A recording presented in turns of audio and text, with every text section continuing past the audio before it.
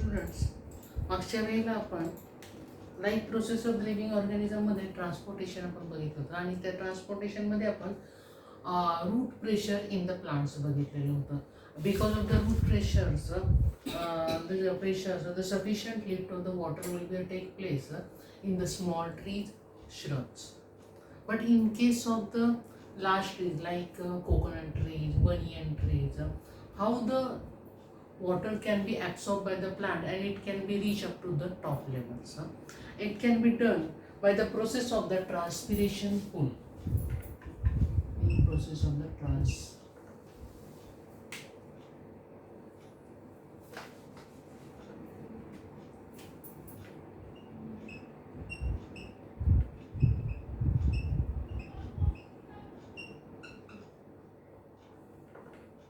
म्हणजे एखादा आता मागे आपण बघितलं होतं की रूट प्रेशरद्वारे एका स्मॉल ट्रीजमध्ये वॉटर लिफ्ट होऊ शकत होतं, बरोबर आहे.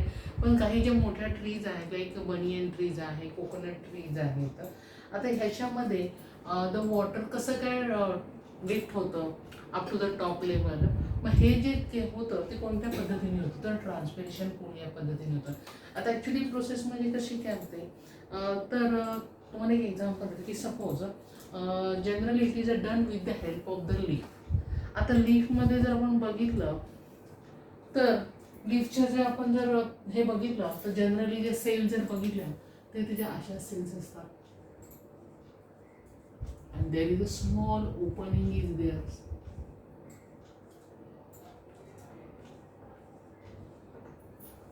आणि ती जे स्मॉल ओपनिंग्स असतात त्या ओपनिंगला म्हटलं जातं स्टोमॅटा. काय म्हणतात स्टोमॅटा असं म्हटलं जातं. हे जे आहे सेल्स आहेत आणि हे जे आहे हे झायलेम आहे असं म्हणा. त्याच्यातून जे वॉटर येत असतं with the help of the xylem the water will be the transported, बरोबर आहे. आता मग ॲक्च्युली काय होतं की हा जो stomata that is a small opening is there is a called as a stomata and this the opening or the closing of the stomata is done with the help of the guard cell near to it. म्हणजे ह्याच्याभोवती एक असे guard cells असतात आणि या guard सेलद्वारे which can be control the opening or the closing of the stomata. म्हणजे इथे एक स्मॉल ओपनिंग आहे आणि ते ओपनिंग ओपन करायचं किंवा क्लोज करण्यासाठी इथे गार्ड सेल्स असतात, त्या गार्ड सेल्स असतात. आता ॲक्च्युली प्रोसेस कशी काय होते तर generally the transpiration occur through the stomata means water is released through the stomata due to the in the sunlight and the water will be evaporated in the sunlight. म्हणजे दिवसा काय होतं की जे वॉटर आलेलं असतं ते वॉटरचं काय होतं इव्हॅपोरेशन होतं. काय होतं इव्हॅपोरेशन होतं थ्रू द स्टोमॅटा. या स्टोमॅटा थ्रू काय होतं वॉटरचं इव्हॅपोरेशन होतं and because of the evaporation the water level in the epidermal layer म्हणजे ही जी वरची लेअर आहे ज्याला म्हणतात एपिडर्मल लेवल्स आहे ते एपिडर्मल लेअरचे वॉटर लेवल जी आहे ती काय होते डिक्रीज होते. आणि मग जी डिक्रीज झालेली वॉटर लेवल कॉम्पेन्सेट करण्यासाठी काय करतं कॉम्पेन्सेट करण्यासाठी काय केलं जातं मोर and more water will be the absorb or more and more water or the mineral can be absorbed by the roots and this can be lift up to the top level and it can be transported to the all the parts of the plant with the help of the xylems. आलं लक्षात काय actually process होते तर ही जी leaf आहे ह्या लीफला एक small opening आहे त्याला आपण काय म्हणतो स्टोमॅटा आणि या स्टोमॅटाच्या भोवती दोन गार्ड सेल्स असतात. This guard cell can be control the closing or the opening of the stomata. आलं लक्षात. And this transpiration is occur through the stomata. As the water levels of the epidermal म्हणजे काय होतं की in the atmosphere the water can be evaporated through the stomata. म्हणजे त्याच्यामध्ये जे पाणी आहे त्याचं काय होतं इव्हॅपोरेशन होतं. इव्हॅपोरेशन झाल्यामुळे काय होतं की ही जी वरची लेअर आहे एपिडर्मल लेयर्स आहे ते एपिडर्मल लेअर आहे त्याच्यामध्ये वॉटर लेवल काय होणार आहे नॅचरली डिक्रीज होणार आहे. कारण जे वॉटर आलेलं आहे ते काय होणार आहे डिक्रीज होणार आहे आणि डिक्रीज झाल्यामुळे काय होते वॉटर लेवल ह्याची जी आहे ती कॉम्पेन्सेट करण्याच्या दृष्टीने काय केलं जातं ह्या xylem through again and again water can be take up through the roots, म्हणजे रूटद्वारे काय तर जास्तीत जास्त प्रमाणामध्ये वॉटर काय केलं जातं, ॲब्सॉर्ब केलं जातं. म्हणजे नुसतं वॉटरने ॲब्सॉर्ब केलं जातं, वॉटरसोबत मिनरल्स पण काय केले जातात, ॲब्सॉर्ब केले जातात with the help. And then this water can be lifted through the xylems and provided the water to the all the parts of the plant. आलं लक्षात? But whereas the root pressure can be perform the important role of the pushing the water up during the night time. मात्र night टाईमला evaporation वॉटरचं होत नाही आणि मग त्यावेळेला water level म्हणजे वॉटर जे आहे ते लिफ्ट कोणाद्वारे केलं जातं, with the help of the root pressure. कोणाद्वारे केलं जातं, with the help of the root pressure pushing up the water during the night time. म्हणजे नाईट टाईमला रूट प्रेशर वर्क केलं जातं आणि दिवसाचं आता ट्रान्सपिरेशन प्रोसेस घडून येते आणि ट्रान्सपिरेशन प्रोसेसद्वारे वॉटर काय केलं जातं, जास्तीत जास्त प्रमाणामध्ये काय केलं जातं, ॲब्सॉर्ब केलं जातं. आणि ही जी प्रोसेस आहे त्या प्रोसेसला म्हटलं जातं ट्रान्सपिरेशन.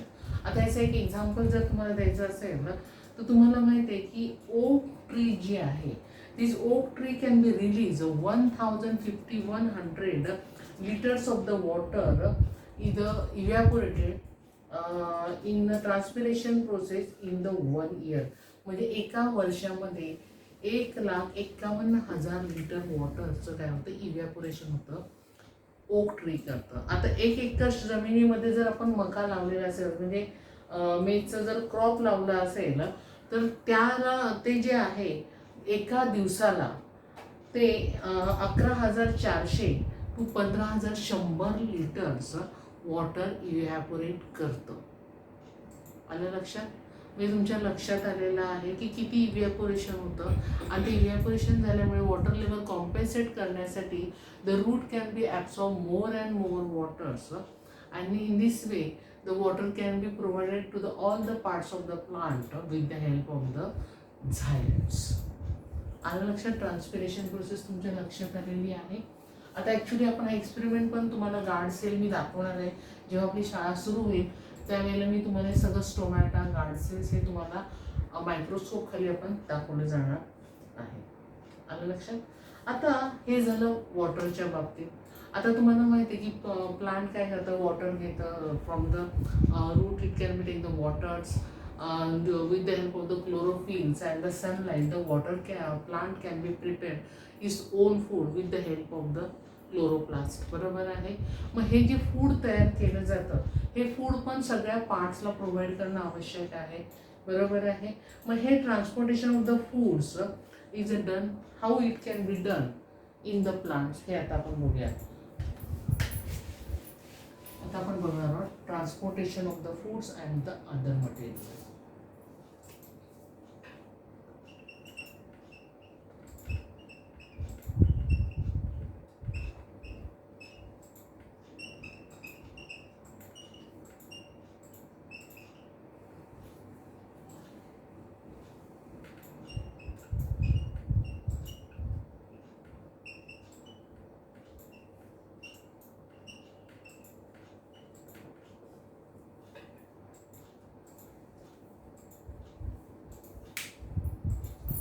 आता तुम्हाला माहिती आहे की the food can B produce by the leaves with the help of the chloroplast, sunlight and water. You know that. बरोबर आहे? Wien food can B produce by the leaves it can be transported to each and every part of the cell of the plant with the help of the phloem. कोणाद्वारे पोचवलं जातं? फ्लोएमद्वारे पोचवलं जातं. आता generally excess of the food will be the form and this excess of the food except the amino acid. Excess of the food except the amino acid can be stored in the roots, seeds and the fruit. म्हणजे जे access of the food जे तयार होतं हे food amino acid सोडून ते कशामध्ये store केलं जातं? फ्रूटमध्ये स्टोअर केलं जातं, सीड्समध्ये स्टोअर केलं जातं आणि रूटमध्ये स्टोअर केलं जातं. आणि ही जी प्रोसेस होते त्या प्रोसेसला म्हटलं जातं ट्रान्सलोकेशन. काय म्हटलं त्या प्रोसेसला? ट्रान्सलोकेशन.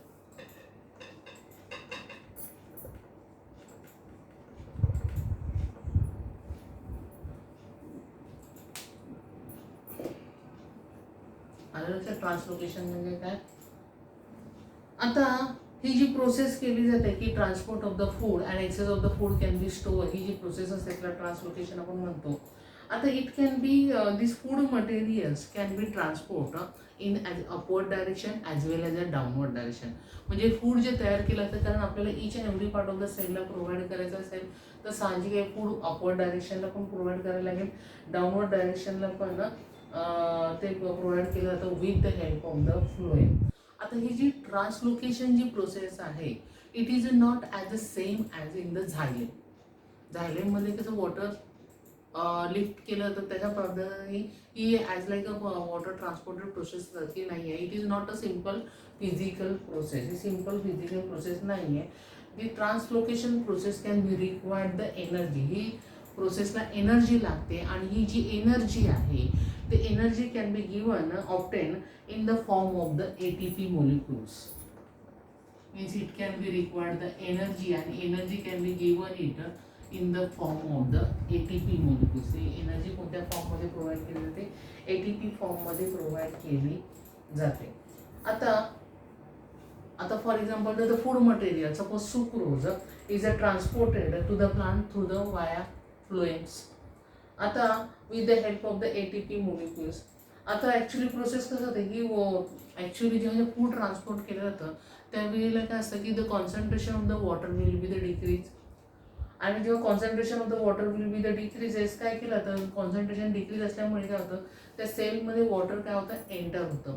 आता सेलमध्ये वॉटर एंटर झाल्यामुळे काय होतं by the diffusion processes the pressure of the cell will be the increases. And due to the increasing the cellular content, the increased pressure of the food can be pushed up in the forward cell. म्हणजे generally suppose हे sale आहे, हे असे cells असतात. आता याच्यामध्ये foods material आहे. आता ह्याच्यामध्ये कॉन्सन्ट्रेशन डिक्रीज होतं आणि त्यामुळे काय होतं की water can be enter in to the cell in the process of the diffusion.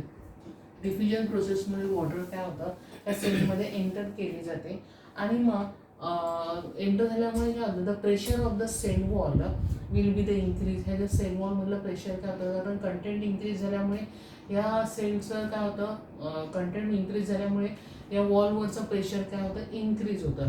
आणि वॉलवरचं प्रेशर इन्क्रीज झाल्यामुळे काय होतं की हे जे फूड आहे हे फूड काय केलं तर push in the upward forward direction. हे पुश काय केलं तर फॉरवर्ड डायरेक्शनला फूडचं काय केलं तर पुश केलं जातं टू द नेबरिंग सेल. आणि in this process the phloem can be transport the material as per their need of the plant. म्हणजे in this way the food can be transported. आणि लक्षात आता ही जी प्रोसेस आहे ही is done with the help of the phloem. आणि लक्षात कसं काय होतं ते means the transportation of the food is done and this excess of the food can be store. कशामध्ये स्टोअर केलं जातं रूटमध्ये केलं जातं, सीडमध्ये केलं जातं आणि रूटमध्ये केलं जातं. आणि त्या प्रोसेसला आपण काय म्हणतो ट्रान्सलोकेशन असं म्हटलं जातं.